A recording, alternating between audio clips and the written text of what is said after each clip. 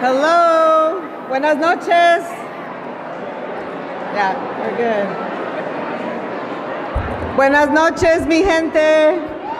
Woo! Familia, comunidad, amigos, colleagues, friends, Chicagoans.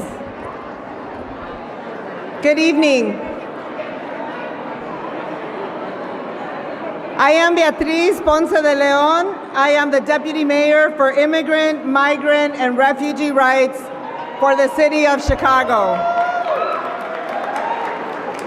Thank you.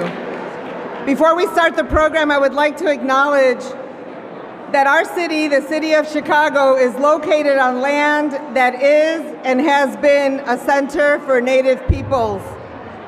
This area is the traditional homeland of the Council of the Three Fires, the Ojibwe, Odawa, and Potawatomi nations, and several other nations consider this area their traditional homeland as well. Tonight, we acknowledge all Native peoples who came before us and who continue to contribute to our city, including many of us here tonight who have Indigenous roots. Chicago specifically acknowledges the contributions of Kitihawa of the Potawatomi Nation in fostering the community that has become our great city of Chicago. Kitihawa married Jean-Baptiste Pontu Sabo, a Haitian immigrant of both African and European descent, and together with their children, this multiracial family became Chicago's founding family. We are grateful for them. I know it's hard to stay in community in an event like this because of the echoes, because you haven't seen each other in a long time. And I appreciate those of you who are taking a moment to focus and to listen to our program. As a daughter of immigrants from Morelia, Michoacán, Mexico, I was born and raised here in Chicago. But I have a deep appreciation for my parents and for the strong cultural roots that they gave me. My parents courageously left their families and the country they loved to give my sisters and me greater opportunities in life. I know that is the case for many of us in this room. Today, that courage and their hopes and dreams inspire me to have the role that I do as Deputy Mayor for Immigrants, Migrants, and Refugees. And I want to thank you.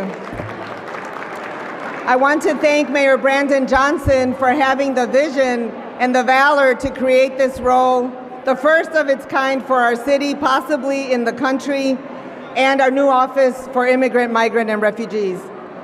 Our office will look to advocate, both locally and nationally and internationally, to provide strategic leadership for our new arrivals mission, to really make our welcoming city ordinance come alive in our departments and our city agencies, and to partner with institutions and individuals across Chicago to promote long-term integration of immigrants, migrants, and refugees, whether they arrived here yesterday or they've been here for 20 years. We will also work on creating a powerful hub of resources and information for our communities. I want to focus for a moment on our new arrivals mission.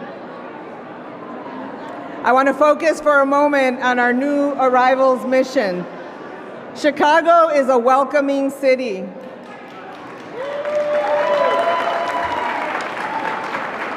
And we are in a welcoming state.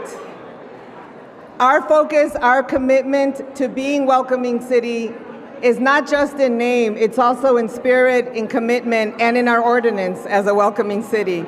We stand firm in our goal to welcome our new arrivals with dignity and humanity, to provide them with the basic needs of shelter, food, and immediate medical care, and to wrap them in resources that will help them become self-sufficient and be on a path to resettle here in our communities. I know that in 10 or 15 years, the Venezuelan, the Colombians, the Haitians, over 20 different countries are represented in the new arrivals that have arrived since last year. I know that they will become part of our Chicago identity, part of our history as a city of immigrants, and part of what makes this Chicago, our city, a powerful city.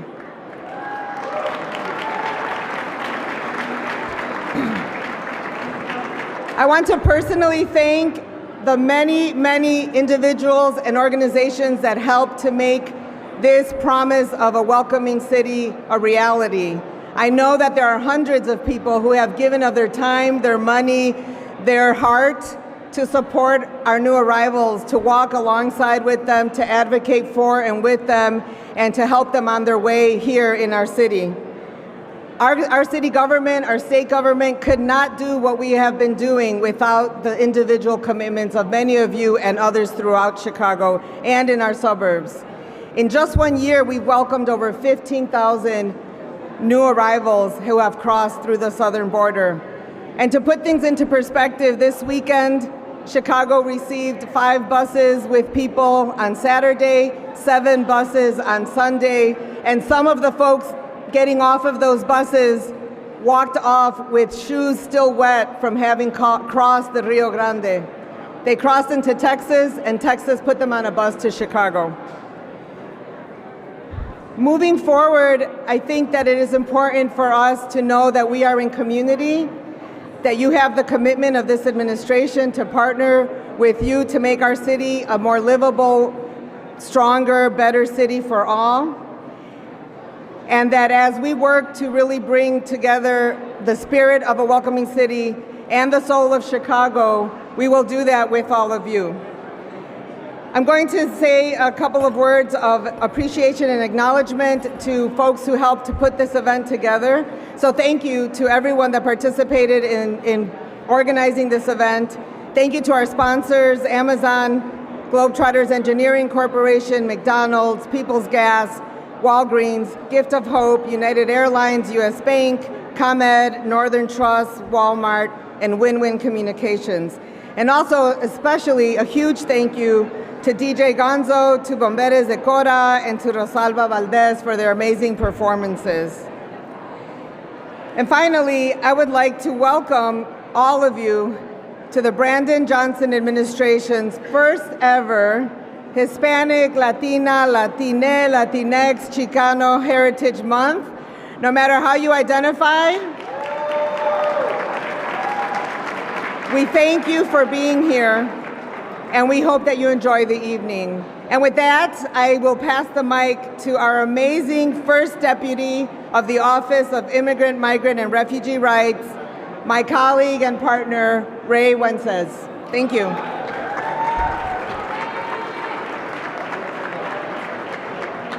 Folks, if we could please have your attention, our program is intentional and we want it to be as well received as possible. If you could please lower your voices so that you could properly hear the program, we would appreciate everybody. Thank you.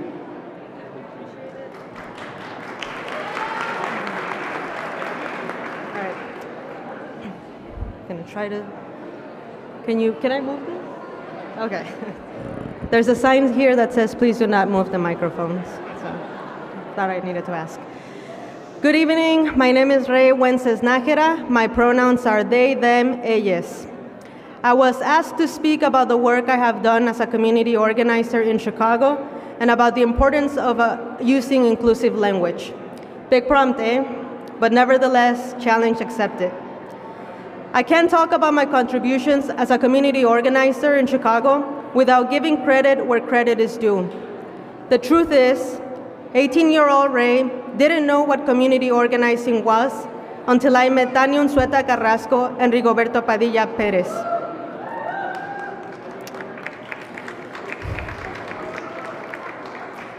Our paths collided on a breezy fall afternoon at Radio Arte in Pilsen almost 14 years ago.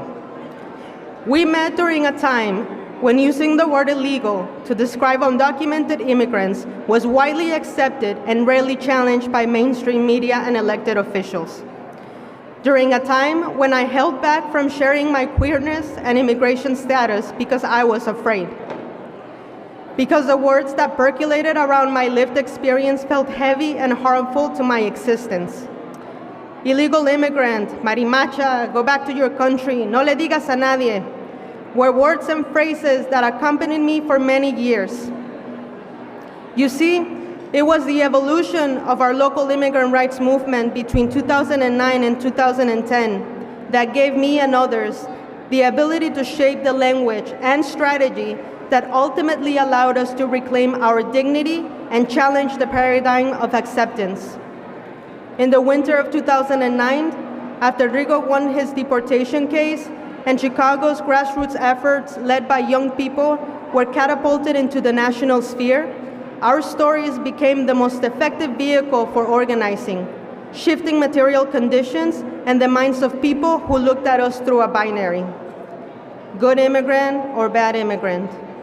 By March 2010, members of the Immigrant Youth Justice League, now known as Organized Communities Against Deportations, were loud and proud to claim undocumented, unafraid.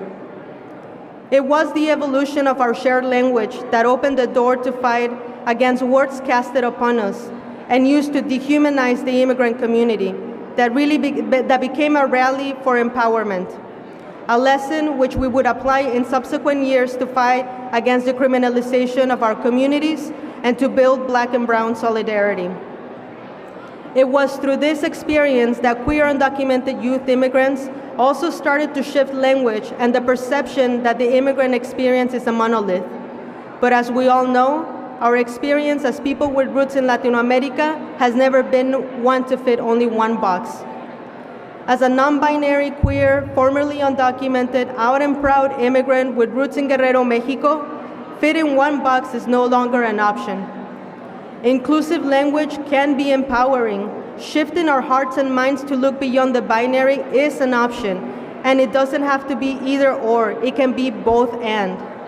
I think about this often in my role as First Deputy of Immigrant, Migrant, and Refugee Rights, in the way we navigate this complex institution to welcome people from all over the world to make Chicago their home. Thank you for your time, y como decía mi abuelo, adelante y para atrás ni para tomar vuelo. With that, I want to introduce Dr. Ana Gil Garcia, founder of the Illinois-Venezuelan Alliance. Thank you.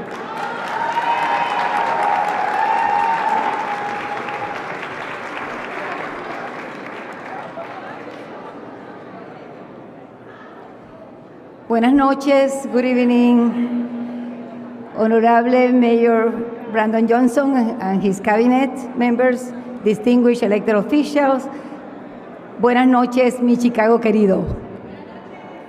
I would like to really thank all of those involved in the city's celebration of the Hispanic Heritage Month, and of course, for taking the time to be here. So I will do this in my broken English. For those of you who yet have not learned the language of Cervantes, but there will be some hope for you as time goes on. But I have to admit that I have lost my hope in my pronunciation because there are some English words that I will say bus, and it's an autobus, and boss, which is a jefe. So, I don't even know how to pronounce those two. Each year, Americans observe National Hispanic Heritage Month from September 15 to October 15.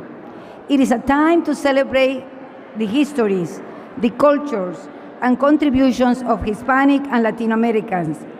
The people in this category are by no means homogeneous or monolithic. In fact, to illustrate our diversity, we do not refer to ourselves as Latinos or Latinoamericanos. We say, I am Venezolana, I am Ecuatoriano, or yo soy peruano. In 1979, when I came from Venezuela, I was proud to say that I was a Venezuelan. I am Venezuelan. Sooner I learned that I was many things that I didn't know in this country.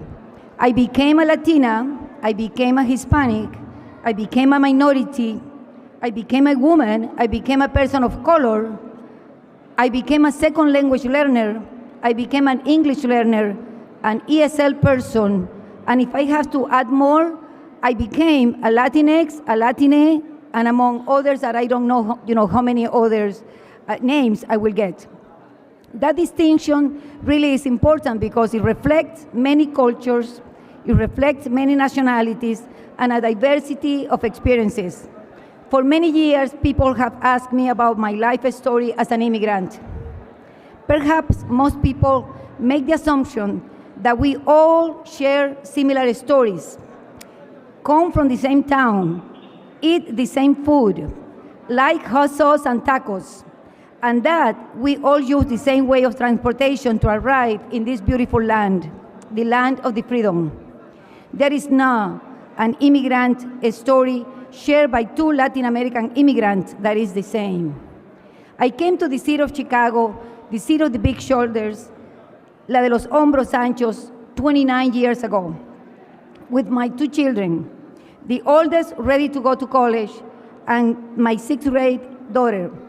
The reason was I came for a faculty position at Northeastern Illinois University, institution that served as my work sponsor.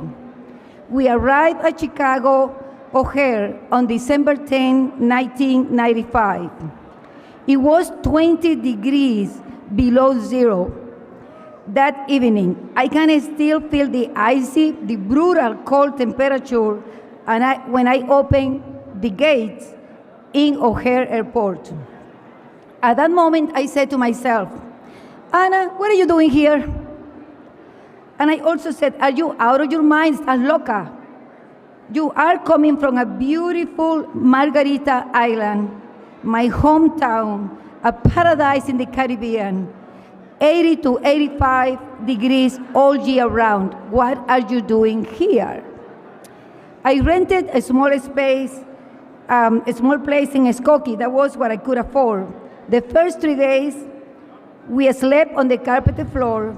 I have to admit, I did not sleep.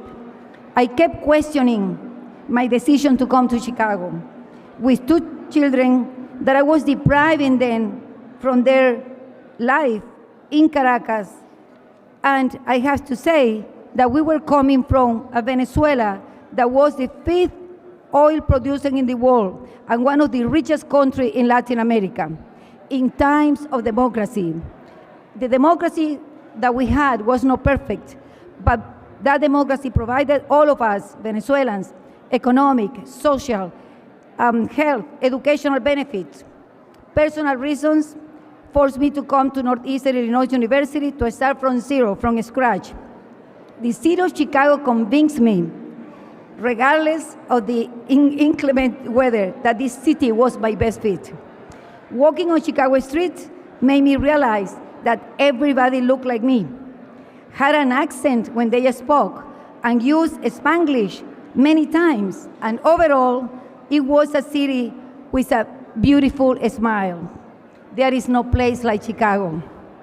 As a founder of the Illinois Venezuelan Alliance in 2016, not thinking about that, we were going to have more work for 6 years later, because the foundation of the Alliance was to provide humanitarian aid to Venezuela.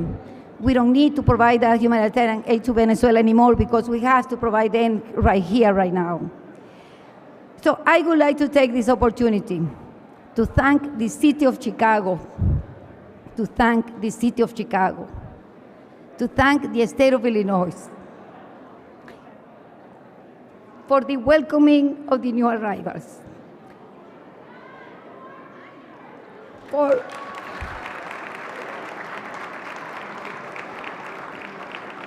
the extra effort and compassion that all of you show every day. Almost 95% are Venezuelans. It's hard, and it's hard for the Venezuelan community. The ones we were here 29 years ago when I came, we were only 60 Venezuelans in the city of Chicago. Not anymore. If I may say so, Hispanic heritage is more alive and more honored in this free land than in the nation of my childhood, where my rights, my heritage, and my need to survive are denied. United States is the country that taught me that democracy is possible, and that regardless of many converging cultures, we all can flourish in freedom. Gracias a todos. Gracias, City of Chicago.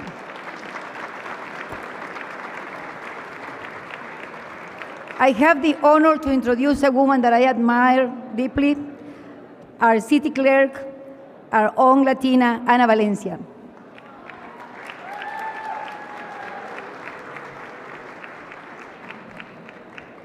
Buenas noches. It is such an honor to join you tonight and celebrate of our heritage.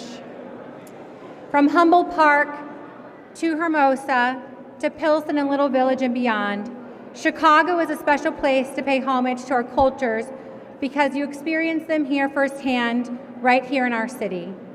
And while we are all different, we are all united by our core values and beliefs that we share: family, faith, pride, possibility.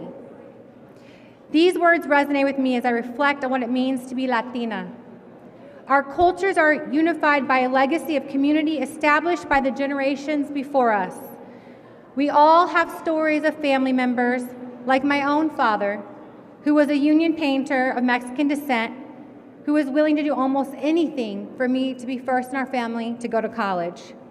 And while that wasn't necessary, thank you, U of I, for scholarships, it taught me always to work hard, and when that doesn't work, to find another way. Our values are deeply rooted in a strong commitment to our loved ones and a strong faith that everything will work out in the end. Those things that have nothing to do with what we eat, what language we speak, whether we can even speak that language, where we come from, nothing matters to define ourselves as Latino, Latina, Latin. Everyone can define it for themselves. That is the beauty of diversity. As we celebrate our heritage, it's important to empower ourselves and our communities.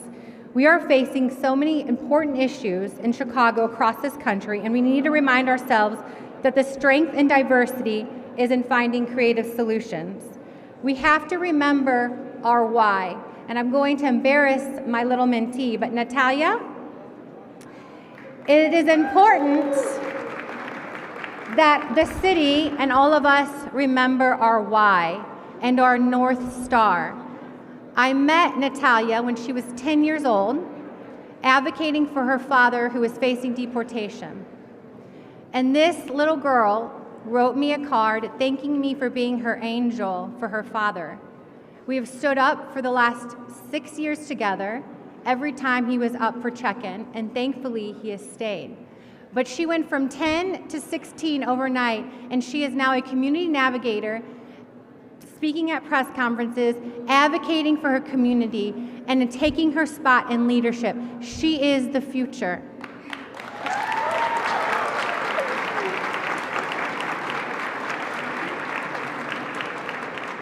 She is my why, she is our why, and as long as we remember that as a city, as we cross that bridge the mayor spoke about today, we cross it together.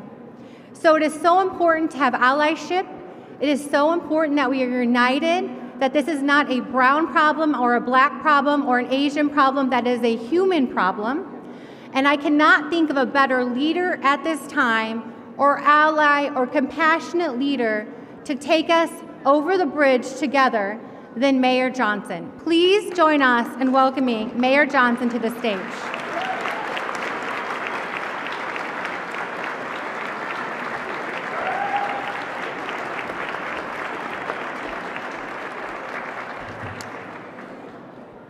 Good evening, and thank you to our city clerk for your leadership.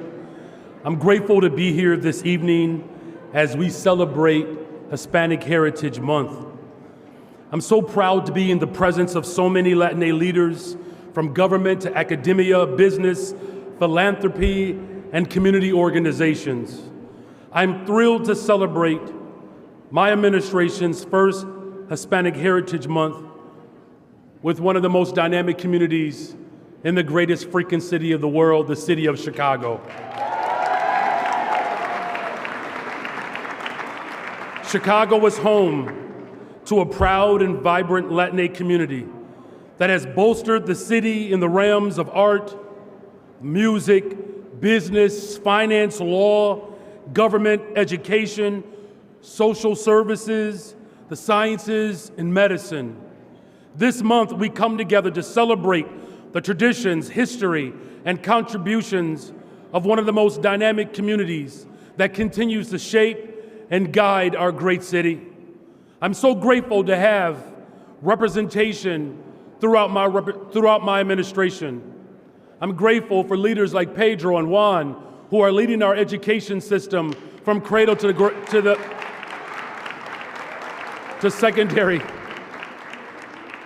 Of course, you all know, for the first time in the history of the city of Chicago, we have a deputy mayor that is committed to making sure that immigrants, refugees have real rights. Y'all make her feel really good, because I don't know if y'all were listening during her presentation. She was so gracious. Beatrice Ponce de Leon.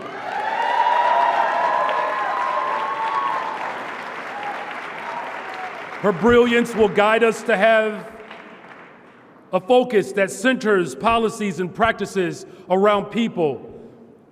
I'm also grateful that we have our first Deputy Chief of Staff, who was so powerful that she is known by just alphabets.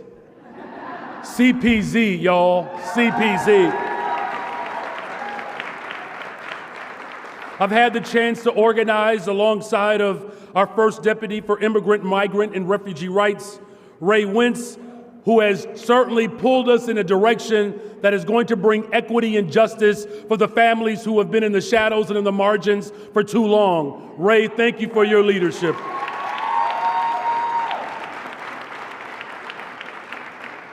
Jackie Rosa, who is going to make sure that we raise the resources as our Chief Officer for Philanthropy. Thank you very much.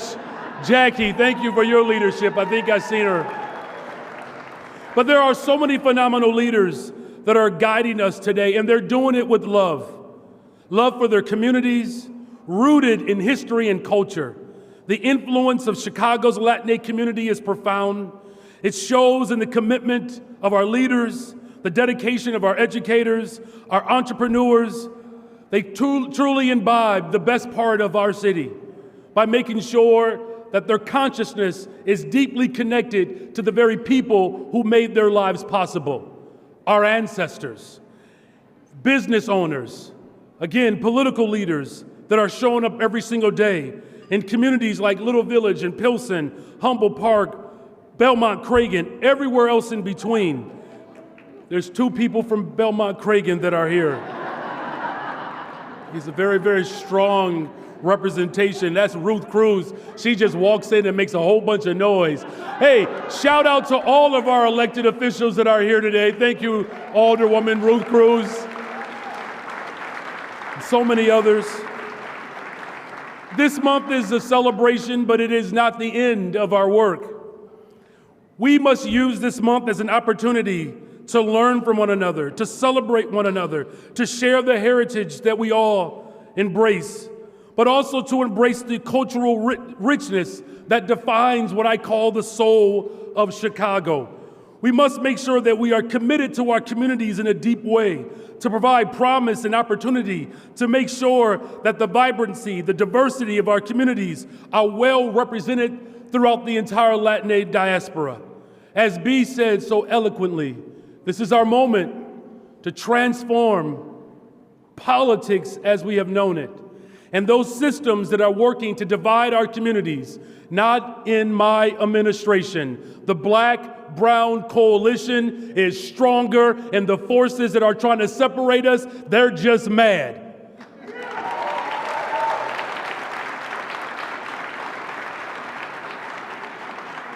And mad because they wallow in darkness.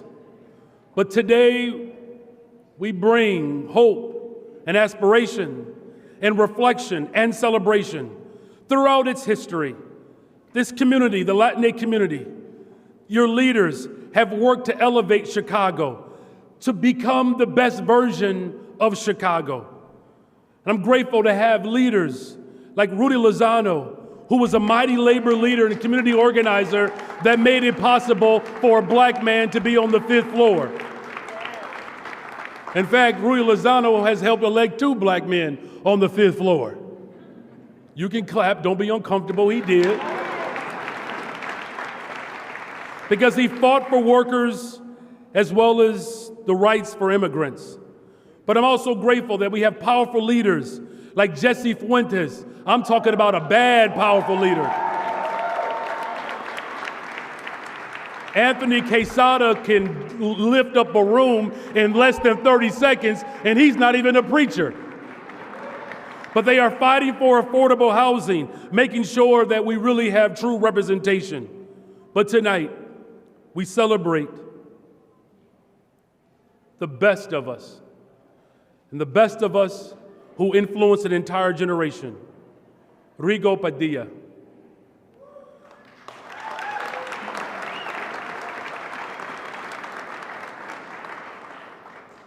Rigo made sure that undocumented Chicagoans could speak up and speak out. This month is about honoring the people who have paved the way for a brighter future for all of us. And I can't think of a better way to honor Rigo Padilla, who was lost too soon. And with that in mind, on behalf of the city of Chicago, I'm proud to present a proclamation in Rigo's honor. And I will, thank you.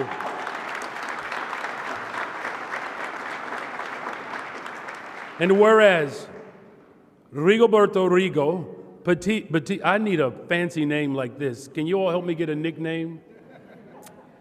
Rigoberto Rigo Padilla Perez was born February 11th, 1988 in Jalisco, Mexico, to 2 hardworking parents, Rigoberto Padilla Moreno and Juana Perez Munoz. And whereas Rigo grew up, lived, and was shaped by Westtown and Gage Park, and whereas Rigo became one of the most prominent leaders of the immigrant rights movement in Chicago, and whereas Rigo was an educator at Solorio High School, supported the Dream Team for undocumented students and allies, and found Solorio's Dream Scholarship. And whereas Rigo was nationally recognized as an organizer for immigrant rights, changing the national conversation and policies on immigration. And whereas Rigo fought for the rights of undocumented students and worked tirelessly to create more opportunities for everyone, moving the needle for the passage of the DREAM Act, Deferred Action for Childhood Arrivals, known as DACA, and the expansion, the protection, immigration relief for all. And whereas a founding member of the Immigration Youth Justice League, now known as Organized Communities Against Deportation, he helped organize against the oppression, criminalization, and marginalization of immigrants and people of color. And whereas Rigo's conviction moved mountains, inspiring new generations to tell their story of resilience. And whereas Rigo exemplified the soul of Chicago, he understood that when we invest in power and believe in people, we create a better and brighter Chicago. And whereas Rigo will be remembered as one of Chicago's greatest sons, of his commitment to social justice, his courage amidst all odds, and for empowering Chicago's youth. And now, therefore, as Mayor Brandon Johnson, that's me, of the city of Chicago, do hereby direct my administration to create the Rigo Padilla Service Award to be bestowed every Hispanic Heritage Month to an individual or individuals who showcase Rigo's commitment to our immigration community and its youth.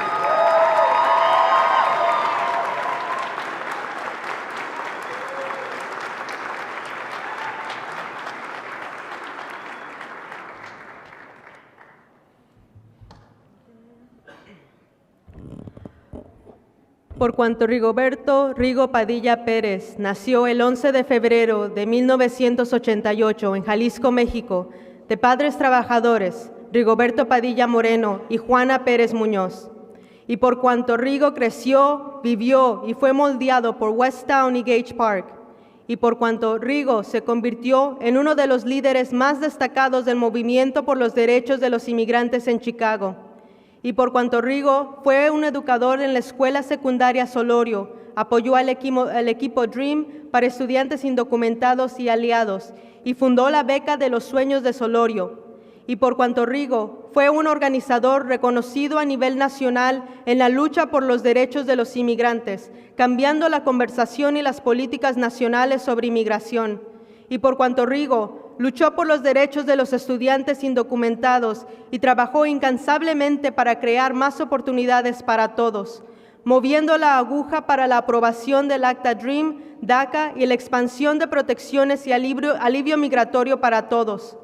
Y por cuanto como miembro fundador de la Liga de Justicia Juvenil de Inmigración, EJL, ahora conocida como Comunidades Organizadas contra las Deportaciones, ayudó a organizar contra la opresión, criminalización y marginación de los inmigrantes y personas de color.